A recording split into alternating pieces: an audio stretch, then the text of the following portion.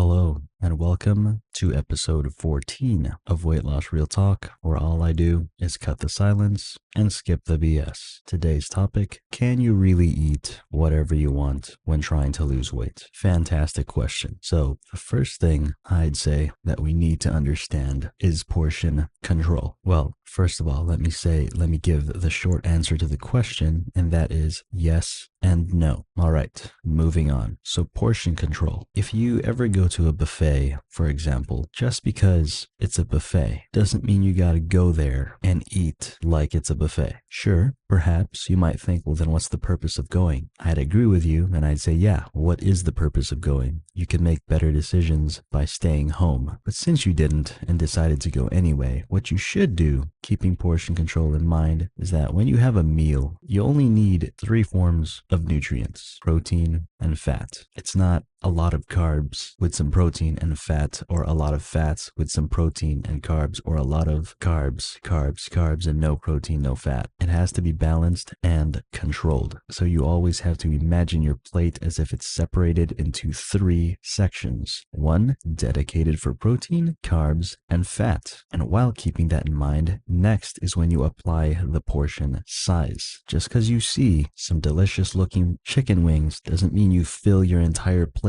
with chicken wings. And some may ask me, well, then what's the correct number? Honestly, I don't know. But my expectation for you is to use common sense and say, hey, this is good, but I know it's very caloric. So the best thing to do is to just get a few. For me, I know that's like 1 to 2, maybe 3. Anything higher than that, then I'm already way past my calorie budget. So with that said, it also depends on your body weight. So keep that in mind and apply that not just to chicken wings, but to everything you eat. So remember, yes, you can eat whatever you want if you apply creating a balanced meal when picking out your food composed of protein, carbs, and fat, and keeping your portion sizes well controlled. Next is calorie tracking. Now, it's not a necessity, but the only time that it becomes a necessity is when you as the individual are very stubborn or ignorant when it comes to what you eat. So if someone put a cake in front of you, or whatever it is that you love to eat, the best decision you can make is not eating that cake. Or if you really want to, you need to track the amount of calories that piece of cake contains, so that when you know how many calories that cake contains, let's just say 300, and your budget is 1500, and you're already at 1500, you know that having that 300 calorie piece of cake is going to put you at 1800, which is the surplus. And when you're at that surplus, obviously you're not going to go down in weight. But if you're at 1200 and you have that piece of cake, it's going to put you at 1500. You'll be fine. You're just going to stay at your current weight. But if you're at 700 and have that piece of cake putting you at 1000, guess what? You just enjoyed that piece of cake, and at the same time are enjoying the fact that you're still in a deficit, in which your weight will still go down. That's the beauty of calorie tracking. Not something you have to do all the time. It's very situational. You just have to know when to use it. It's the same thing when trying to follow a balanced diet while still having the freedom to eat whatever you want. For example, me, sometimes I like to have a couple of sweets here and there, and sometimes I like to eat more of something specific and less of something specific. And the thing about that is that when you do that, you have to learn how to take away things, or rather replace things. For example, if you're following a balanced diet at home, and then all of a sudden your wife or your girlfriend or whoever it is comes home with a box of Dunkin' Donuts, what do you do now? Well, assuming that you're still in a deficit because of the balanced diet you're following, yes, you can still have a donut or 2. But when you decide to have that donut, that means whatever it is that you were planning to eat later during the day has to be replaced now with that donut that you're deciding to eat. That's how that works. And you can still safely be in that deficit as long as you're making sure you're on par with your calories. If not, it's not worth it to have that donut. So again, that does mean you can still technically eat whatever you want as long as you're being smart about it. Another thing that we need to understand is the balance of days that we are in a deficit and days that we are either maintaining or in a surplus. What does that mean? So how many days do we have in a week? 7, right? You have a total of 7 days in a week. So if there were 4 days that you were in a deficit and 3 that you weren't, you're still going to lose weight. Not as fast, you still will. It's the same thing if it's 5 days in a deficit, 2 days surplus, 6 days in a deficit, 1 day surplus, so on and so forth. As long as you can understand that, even when you have days where you mess up and decided to eat whatever you want, you can still balance that out so long as the number of days that you were in a deficit are more than the days that you were in a surplus. But you really need to pay attention to that. You can't just say, oh yeah, I think that day I was in a surplus. Don't think about it. Be 100% certain so that you can continue to progress. At the same time, guys, you can eat whatever you want on any day. The only time that it becomes a problem is when you overdo it, in which you completely disregard the balanced diet that you were supposedly following. So the key here is to be smart 24/7. Another thing that helps too, especially if you're wanting to eat whatever you want, is to really plan out those days that you want to do it. Don't make it be those things where you just decide to do so randomly. That's how you fail miserably. Like if you're driving, going through the road, you see McDonald's, Burger King, or Chipotle, whatever you see, no matter where you are, no matter what time of day. Don't be that person who says, wow, that looks really delicious right now. Let me head to that drive-through, get some food, and eat it. It has to be planned. Whenever I decide to go get fast food or something that's not healthy, it's always planned. Like for example, whenever I decide to do something like that, it's always on the weekends. I don't follow my diet on the weekends. I just do whatever I want. I eat whatever I want, how much I want. And that's just one day. And the rest of the 6 days, I'm in a deficit. And that's the process that I follow over and over again. And it's enjoyable because I think to myself, all I have to do is be good with my diet for 6 days. And on one day, I can do whatever I want. It's that easy. As long as you don't switch that around and say, one day I'm going to be in a deficit and the other 6, I'm going to screw it up. That's a terrible idea. So don't do that. There's also other problems that come up too that people also have a hard time finding the balance between, and that's following a good balanced diet that keeps you in a deficit and exercising. So here's the thing. If there's ever a day where you ate whatever you want, for example, you got fast food and it really put you high up in calories where you don't really have room anymore to eat, and let's just say it's barely the afternoon, the thing that you're supposed to do is exercise so that you can lower that number. Yes, exercising won't lower it by a lot, but it still lowers it in general. And if you're smart, you should be willing to take any number as long as it lowers it. The problem is people don't want to do that, and when they don't, it's going to make it very hard to continue to be in that deficit. And here's the thing, whenever you get fast food or just put yourself in a surplus, even though it was a day that was planned, let's say, you shouldn't make those days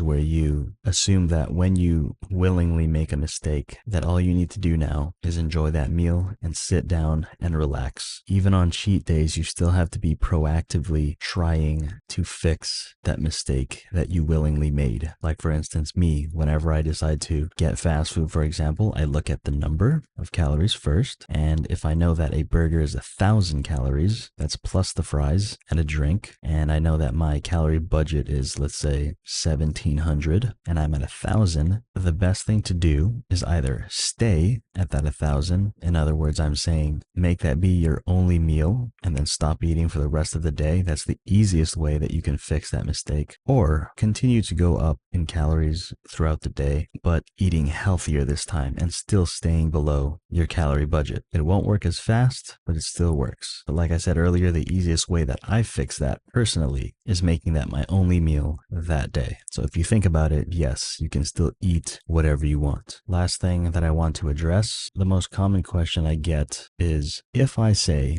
you can still eat whatever you want, how exactly does one go about doing so, especially if you have a busy life? Let's say work, or you have a lot of family occasions, you're always invited related to this specific thing where there's always good food, or again, like I said, work related things, or you have kids, you're busy, blah, blah, blah. The only thing I'm going to say about that is this. You guys know the difference 100% between being smart and willingly being an idiot. Don't take that personally. I'm just trying to bring you back to reality here. Okay. If someone has a birthday, yes, there's good food there and you can eat the good food there, but it doesn't mean that you have to overdo it. And remember the balance of the days throughout the week that I mentioned. This person doesn't have a birthday every day. It's just one day. So if you ever decide to go to that birthday, which I hope you do, go and celebrate. Just fix the mistakes in the upcoming days. Or if you don't want to do that, then don't make the mistake in the first place. There's always some form of healthy food wherever you go. You don't always have to make the bad decision. And lastly, just in general, use common sense. You know what the right decision is, and you know exactly what the wrong decision is. And my expectation for you is that you always make the right one. Finding the balance where you're still able to enjoy life without looking like a crazy person. But anyway, I think I've said everything that I needed to say. Hopefully you guys learned something, and if you did, let me know in the comments down below. And with that said, I will see you guys in the next one.